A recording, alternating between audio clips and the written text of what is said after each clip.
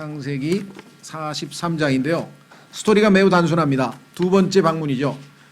이집트에 첫 번째 방문했다가 목적을 달성하고 왔는데 음식이 다 떨어져 가는데, 식량이 다 떨어져 가는데,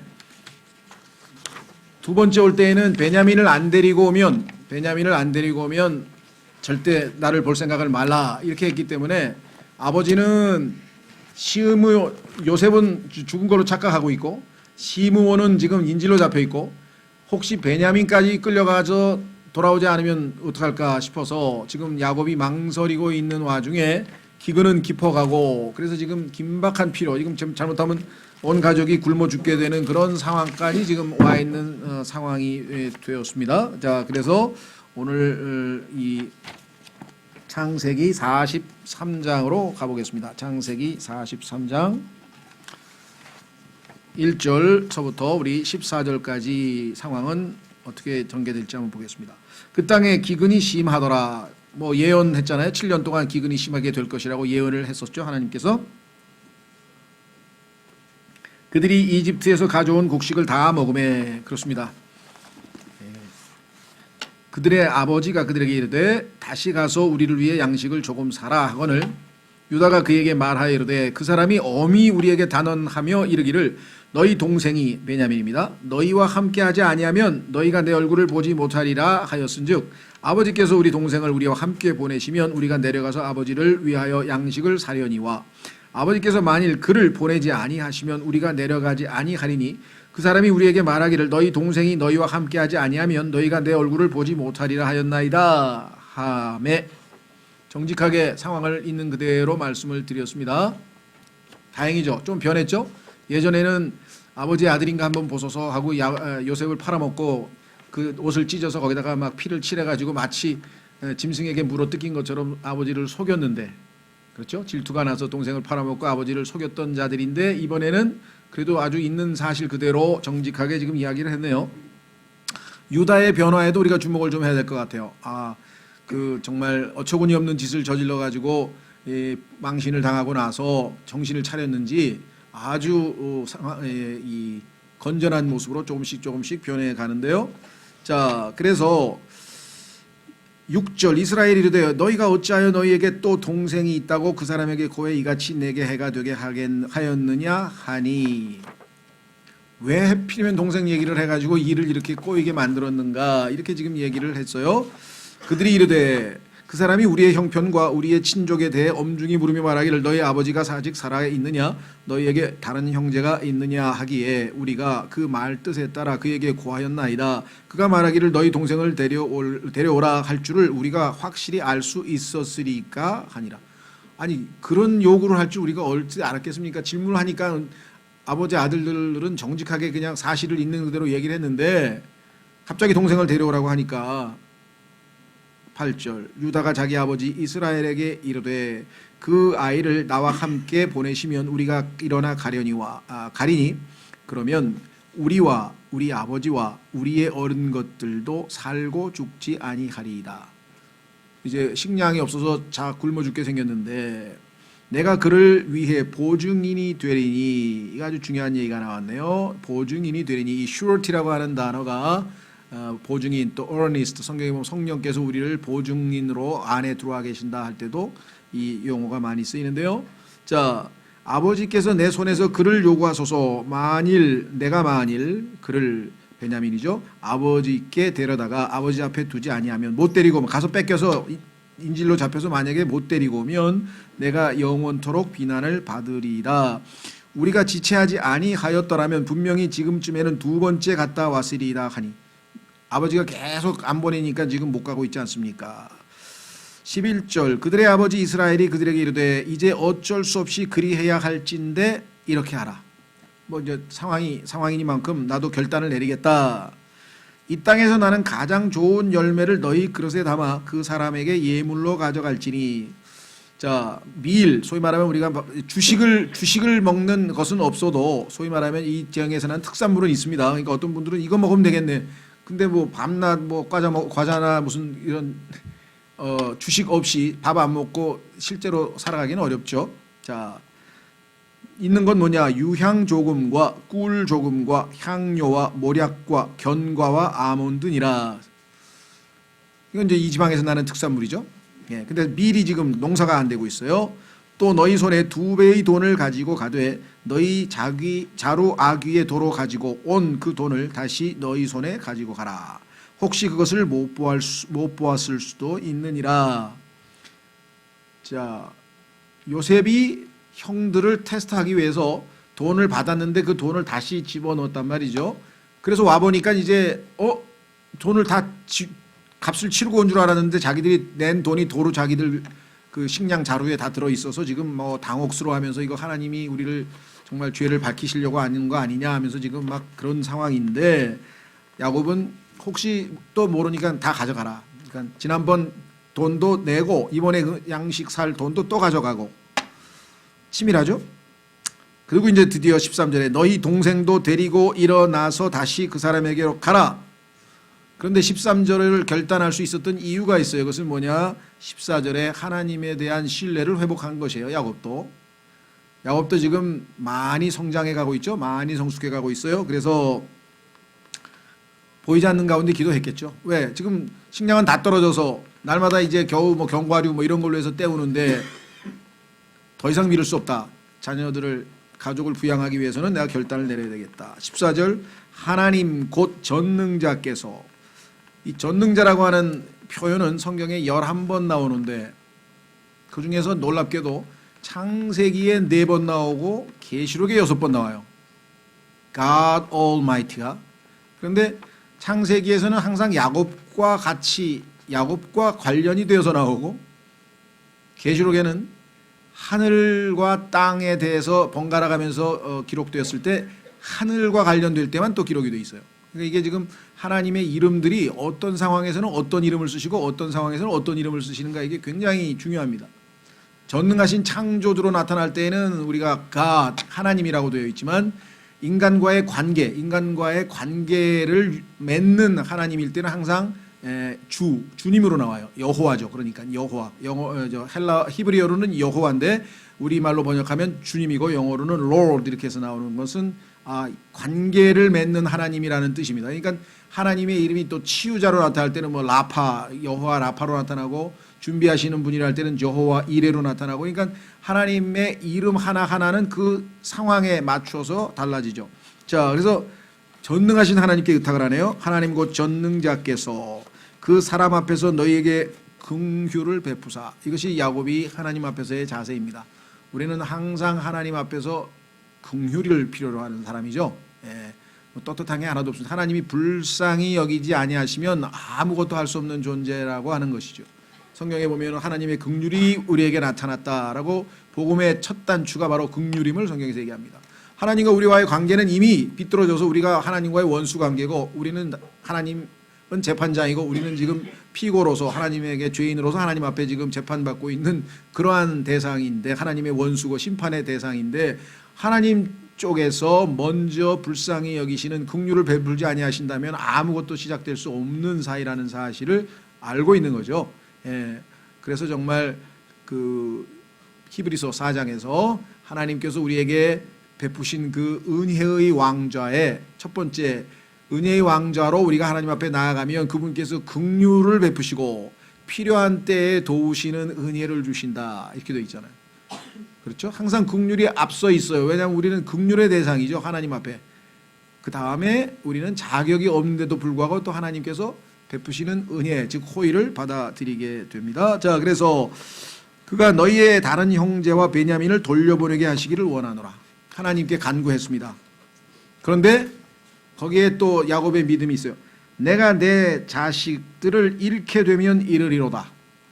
하나님께서 안 돌려보내시면 그것도 내가 감수하겠다. 하나님 뜻으로 받아들이겠다. 이런 믿음이죠. 비슷한 케이스가 어디에 나옵니까?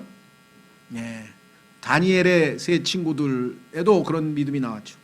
자, 느부갓네살이 형상을 탁 만들어 놓고 여기다 다 절하라. 여기다 절하지 않으면 다 이제 처벌하겠다. 그랬더니 우상에게는 절할 수 없다. 그래서 다니엘의 세 친구가 거부를 했습니다. 그래서 그 거부한 자들이 얘기하기를 우리는 하나님께서 살아계신 하나님이 아니기 때문에 절할 수 없다. 어떠한 처벌을 당해도 죽더라도 우리는 상관없다. 그렇죠? 하나님께서 우리를 보살펴 주시겠지만 안 보살펴 주셔도 그래도 우리는 절 안 한다. 우리는 그렇죠. 하나님께서 보살펴 주시면 좋겠죠. 당연히 우리도 어떤 위기에서 내가 손해를 보거나 하여간 희생을 보거나 뭔가 이게 그런 빼앗기지 않고는 손해를 보든 희생을 당하지 않고는 도저히 하나님의 뜻을 수행할 수 없는 상황이 왔습니다. 그렇죠?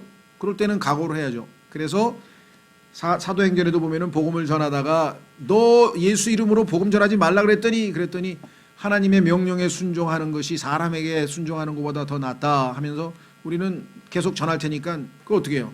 예, 잡아가서 감옥에 가두고 때리고 그랬죠. 그걸 감수한 거죠. 왜? 하나님의 뜻이 더 중요하기 때문에. 그렇죠?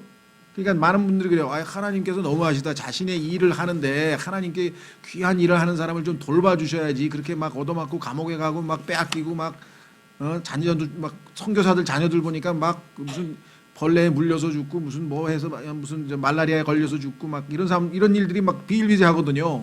교회사 같은 거 읽어보면.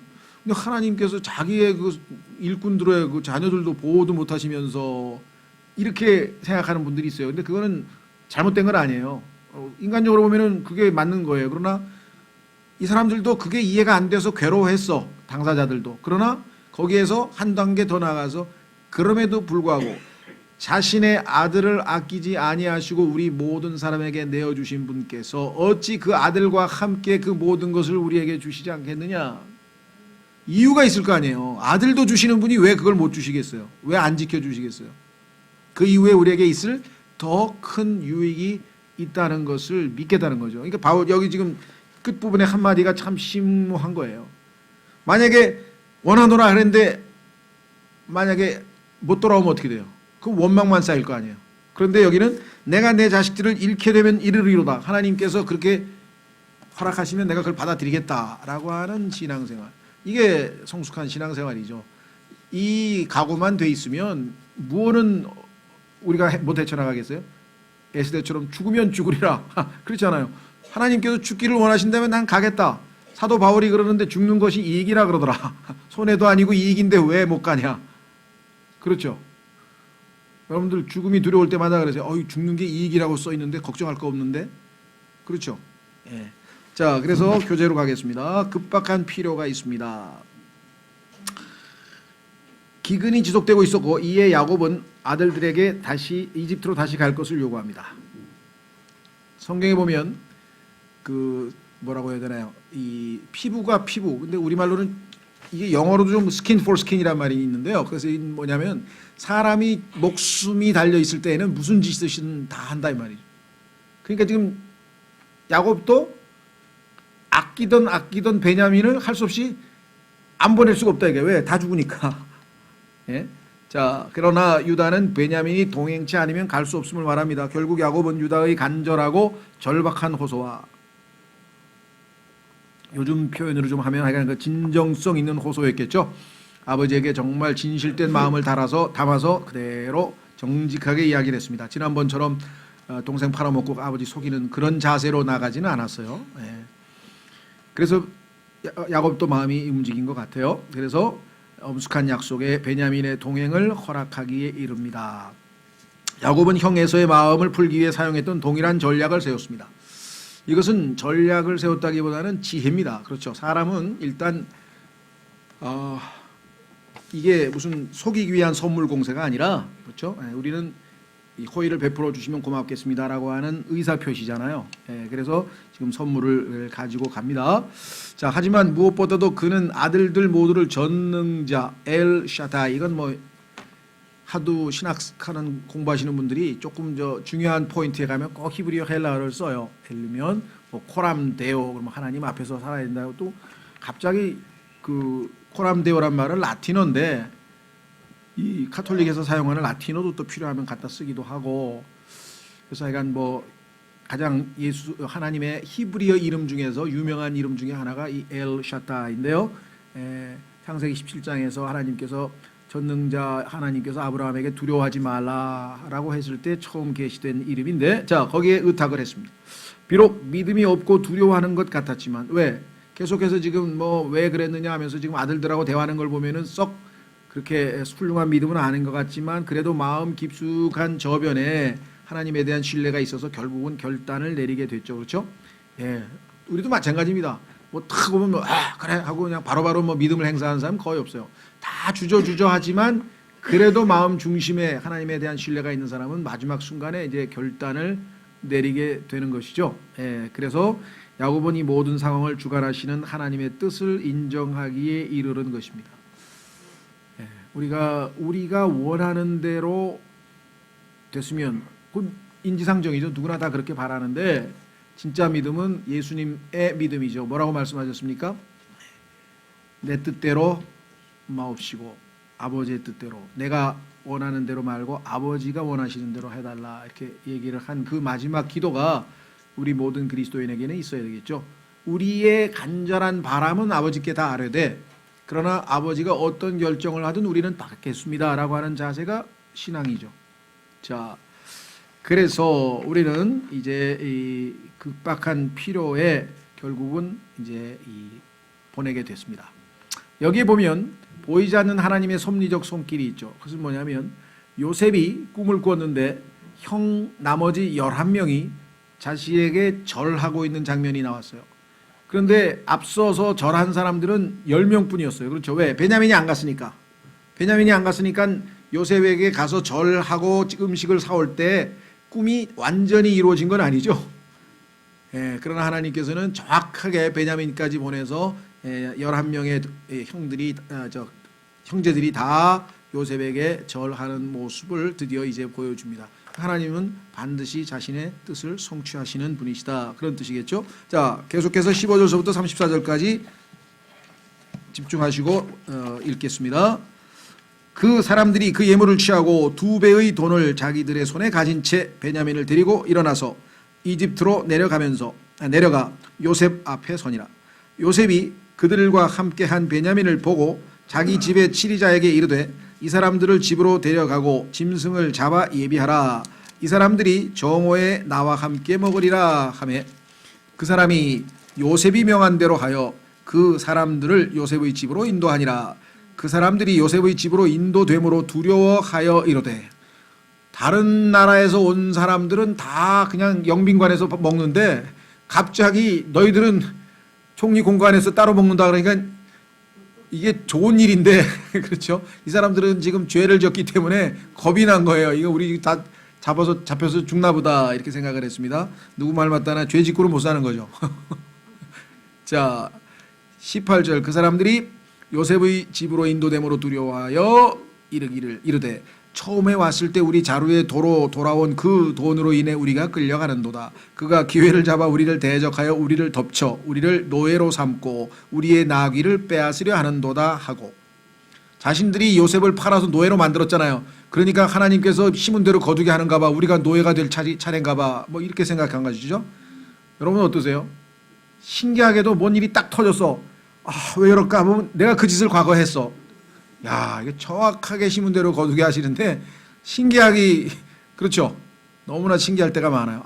그래서 하나님의 이 법칙은, 하나님은 우롱당하지 않으시는 분이니까 내가 한 그대로 내가 돌려받게 돼 있구나. 그래서 잘해드리라니까요, 주변 사람들한테. 나중에 잘 좋은 쪽으로 돌아올 거 아니에요.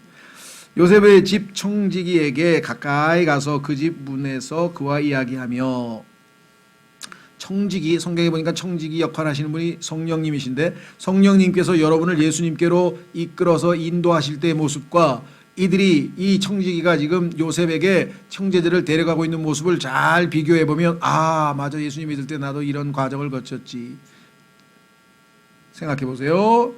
예.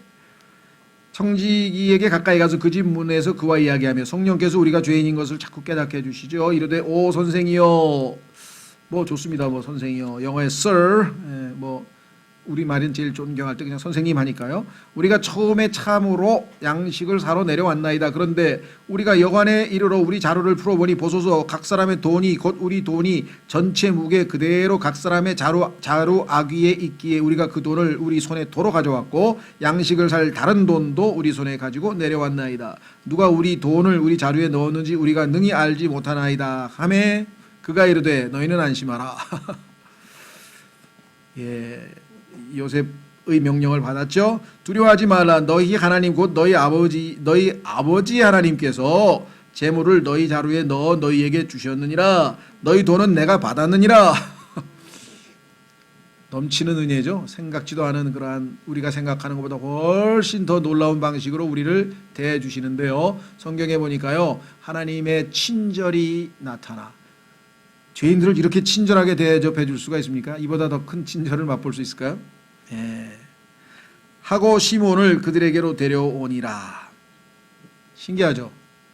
자, 이들이 정직하게 돈 그냥 자기 입마에 포켓 안 하고 이거 그대로 가져왔습니다. 그때 요셉의 명령을 받았죠.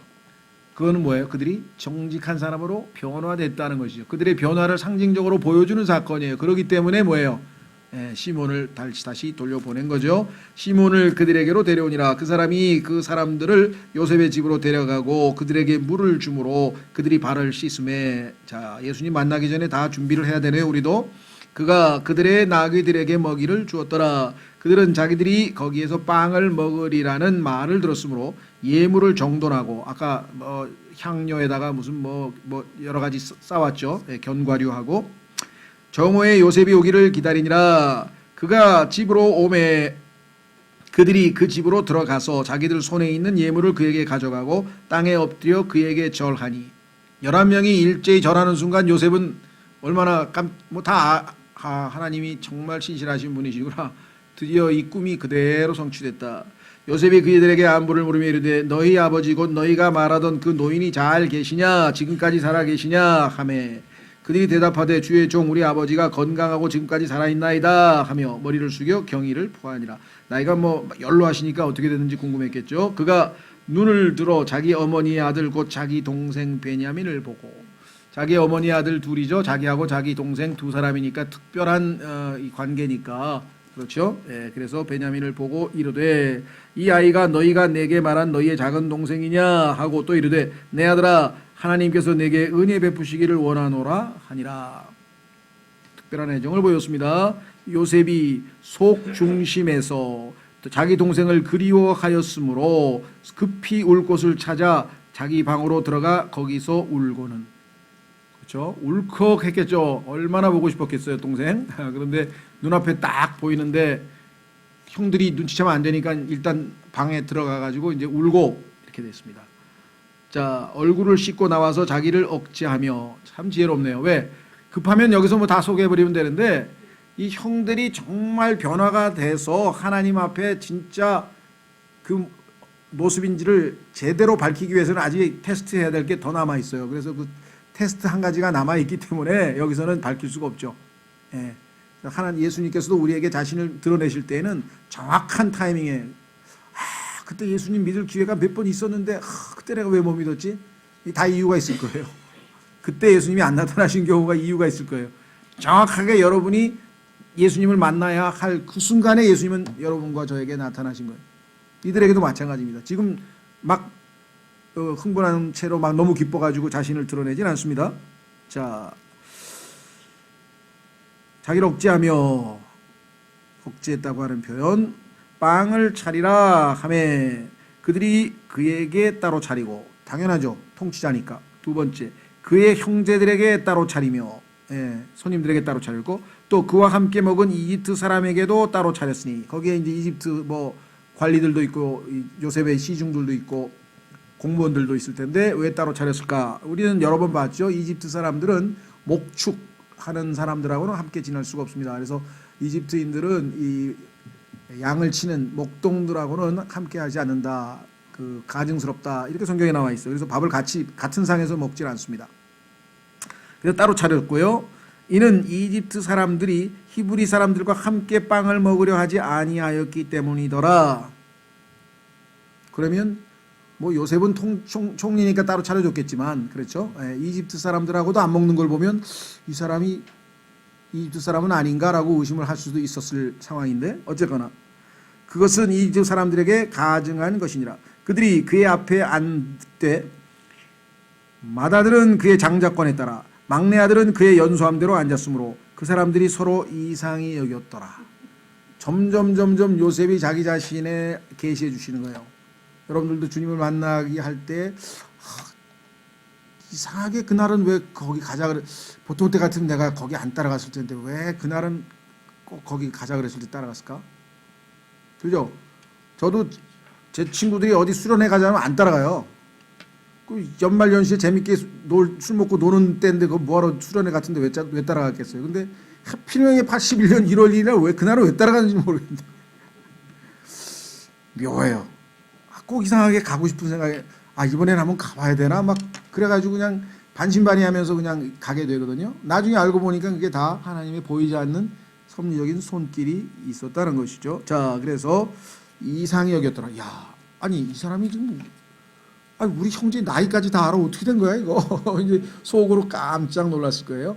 그가 자기 앞에서 이것이 다 이들의 마음을 성령께서 이게 소위 말하면 밭을 가시는 거예요. 성경에 보면 땅에다가 곡식을 심어야 되는데 땅에 막 돌이 있고 막 이게 안 돼요. 그러면 그 밭을 갈아야 되잖아요. 쟁기질.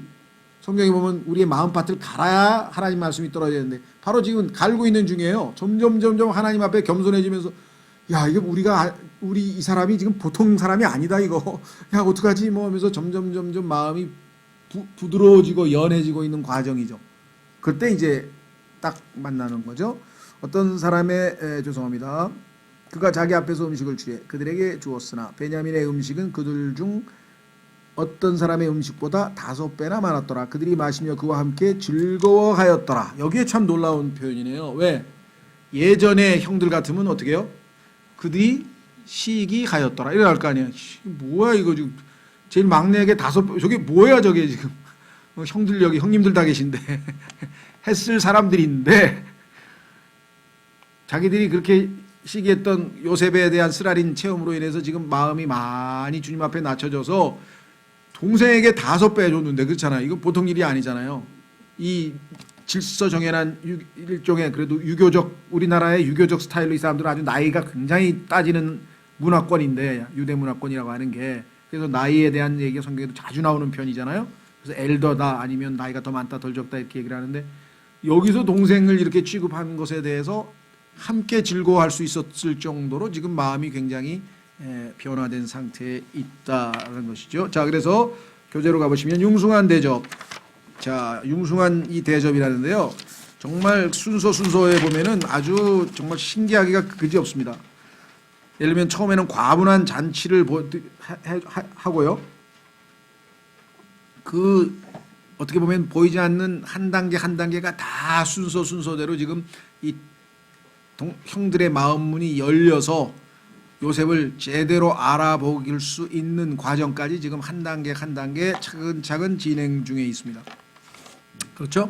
아까 청지기를 시켰을 때 청지기 성령께서 아주 주도 면밀하게 잔치를 베풀고 비용도 다 지불하고 그 다음에 희생물도 다 준비하고 그 다음에 그 사람들을 초청해서 수고하고 무거운 짐진 자들아 다 내게로 오라 데려오고 이 과정 하나하나 보면은 야 이거 우리가 예수님 만날 때 그 과정과 성령께서 내 마음속에서 역사했던 그 과정이 하나하나 순서대로 작동을 하고 있는 것을 보게 되는 거죠. 그렇죠? 그렇게 해서 내가 예수님 이렇게 만나게 됐구나. 교재를 보시면 융숭한 영접을 받았는데 형들의 두려움은 그들의 마음이 진정으로 바뀌었음을 보여줍니다. 그렇죠? 하나님을 의식하고 있으니까 두렵죠. 하나님이 우리가 지금 함께하고 있어. 지금 우리의 모든 과거의 죄들을 우리에게 생각나게 하고 있죠. 결국 시몬과 베냐민을 포함한 11명 모두가 요셉 앞에 절함으로써 하나님께서 계시하신 꿈이 성취되고 있군요.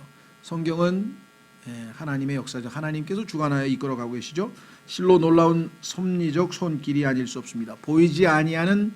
나타나지 않지만 보이지 않지만 분명히 있는 존재하는 하나님의 손길, 이걸 우리가 섭리라고 하죠. 자기 어머니의 아들인 동생에 대한 요셉의 특별한 애정도 감동적입니다. 그렇습니다. 정말 이 가정의 회복을 우리가 여기서 보고 있죠. 가정의 회복. 지난번 요셉의 가정은 정말 이 복잡하고 또 다툼이 많고 시기가 많고 그다음에 뭐 애환이 많고 사고도 많고 정말 너무나 많이 상처 입고 이런 과정이었는데 드디어 이제 하나님께서 이 가정이 하나 둘씩, 자, 아버지에게 예전 같으면 강제로 하지 않았을까요? 아버지 우리 다 굶어 죽게 생겼는데 뭐 동생 베냐민이 그게 무슨 상관입니까? 하고 막 어떻게 하면 막 강제로 뺏어서 데려갈 수도 있을지도 모를 그 정도의 위인들이었는데, 아버지에게 인내로 기다려서 아버지가 동의해 줄 때까지, 즉 아버지의 권위를 인정하잖아요 지금은요. 거기다가 유다가 또 얼마나 변화됐어요. 과거에 그렇게 막 형편없는 짓을 하던 유다가 탁 나서서 진정성 있게 아버지에게 딱 얘기를 했어요. 루벤처럼 아이 못 데리고 오면 우리 애들 다 죽이세요. 이러면 그걸 믿겠어요 아버지가? 그 흥분된 상태에서 그런 불안정한 신뢰감이 안 생기죠. 근데 유다는 지금 아버지에게 아주 정직하게 있는 그대로 제가 책임지겠습니다. 제가 비난을 받겠습니다. 이렇게 얘기를 했죠. 그래서 성경에서 유다 지파에서 나오신 예수님은 바로 유다의 이런 다른 사람을 대신하는 그러한 희생하는 마음이 담겨져 있는데요. 여기에 야곱도 변화가 됐어요. 옛날처럼 이런 아들들에 대한 신뢰 이런 걸 떠나서 하나님께 의지하겠다는, 전능자에게 의탁하겠다. 내가 애착을 가지고 있는 아들이지만 하나님께서 잃게 하시면 하나님이 주신 아이들, 하나님이 데려가신들 내가 받아들이겠다. 이렇게 해서 또 야곱도 변했어요. 그러니까 아들들도 변하고 아버지도 변하고, 그러니까 깨어진 가정이 회복되고 있잖아요. 그렇죠. 복음으로 깨어진 가정들이 회복되고 있는 정말 아름다운 모습을 여기서 우리가 확인하네요. 뭐 우리가 배워야 될 게 무슨 뭐 한두 가지가 아니지만, 자, 그래서 정리를 하겠습니다. 묵상을 위한 메시지 두 가지 특별히 우리가 좀 정리하면서 마무리를 짓겠습니다. 이번 장은 다양한 교훈을 제시해줍니다. 아까도 말씀드렸습니다마는 그 18절에서 25절까지 청지기가 하는 모습을 가만히 보면 성령께서 우리를 예수님께 인도하시는 모습과 잘 매치된다고 말씀을 좀 드렸었죠. 예.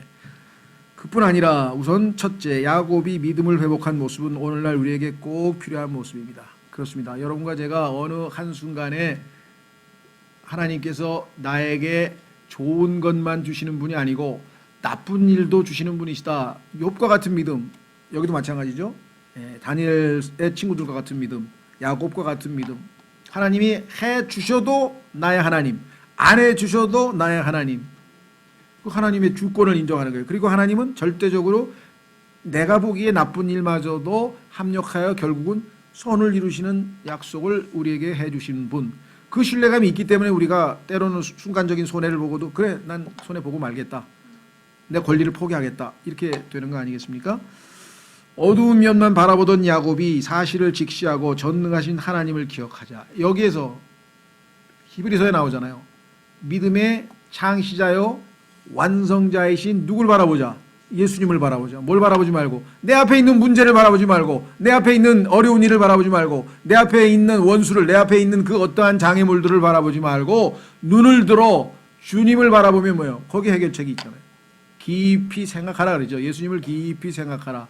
거기에 보면은요, 어떤 예수님인가, 이 죄인들의 모순된 행동을 견디어내신 생명의 창시자를 죽인 게 죄인들이 한 짓이에요. 생명의 창시자를, 자기들을 창조하신 창조주를 죽인 피조물, 그거보다 더 모순된 거 있습니까? 여러분들 생각에 이 세상에서 신앙생활하면서 제일 견디기 힘든 게 뭐예요? 납득이 안 되는 일, 그렇죠? 억울한 일, 정말 받아들이기 어려운 것, 억울한 일, 그렇죠? 그런 건 정말 받아들이기 힘들어요. 모순이니까.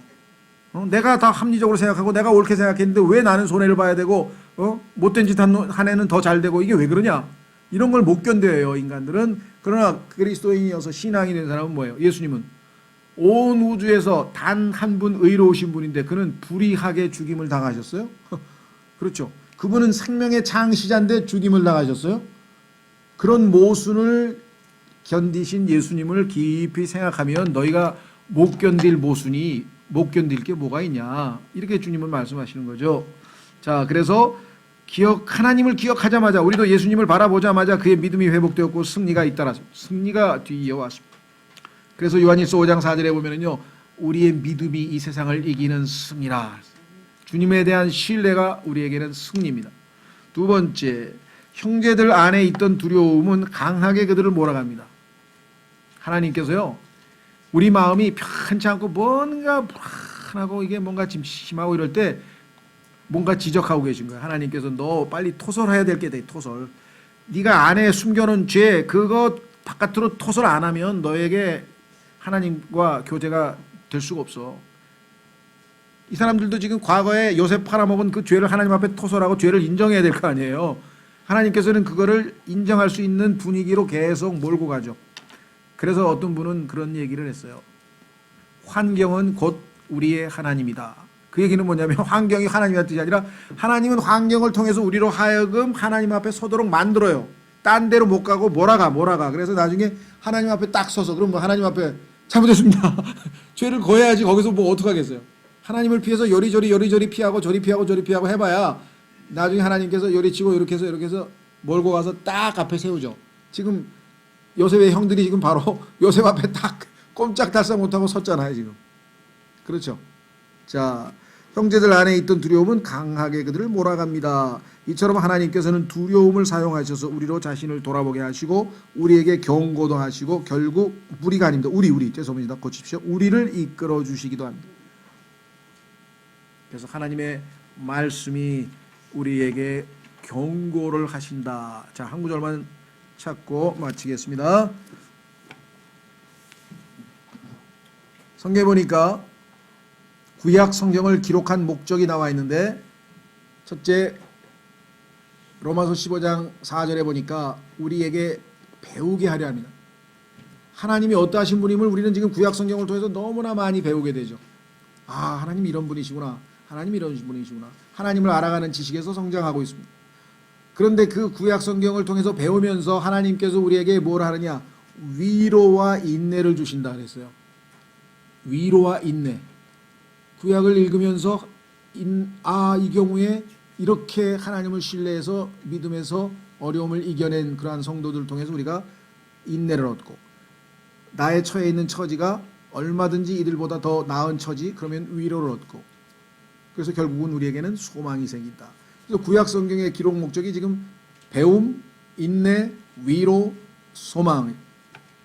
그런데 이렇게 좋은 것만 있느냐? 그건 아니고요. 고린도전서에 가니까 하나님께서 이스라엘 백성들이 하나님 앞에 매 맞는 장면을 잘 봐라. 너희도 그렇게 매를 맞을 수가 있다. 그래서 이걸 훈계라 그랬어요. 우리를 훈계하시기 위해서 이스라엘 백성들이 매 맞는 장면을 성경에서 많이 기록해 놓으셨어. 이럴 때는 하나님께서 결코 용서하지 않으시는구나. 이거 배웠다. 훈계. 그 다음에 시편 19편에 보면은 오늘 얘기하는 경고가 나와 있어요. 자, 그 경고에 대한 구절. 우리 좋은 얘기는 우리 많이 했으니까 경고에 대한 구절 한 구절 읽고 마치겠습니다. 시편 19편. 시편 19편에 가면 성경을 읽을 때 좋은 것만 빼서 읽으면 안 돼요.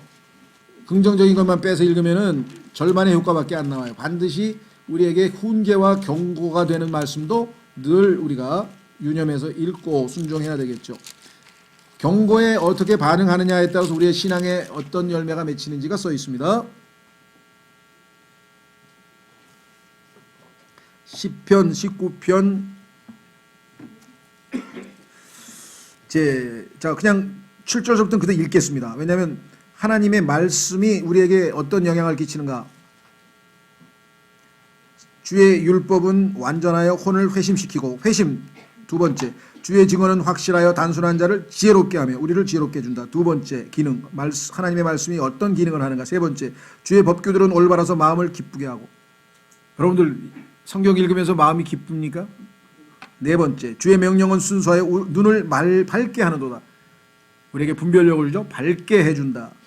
다섯 번째 주의 두려움은 깨끗하여 영원토록 지속되고 하나님의 말씀은 변함이 없고. 여섯 번째 주의 판단들은 진실하여 전적으로 의로우니 올바른 말씀이다. 그래서 어떻게 해야 되느냐. 10절 그것들은 금보다 참으로 많은 정금보다 더 사모해야 할 것들이며. 그런가요? 금보다 더 사모하시는 건가요? 여러분 금보다 하나님의 말씀을 더 사모하고 계신가? 또 꿀과 벌집보다 더 달도다.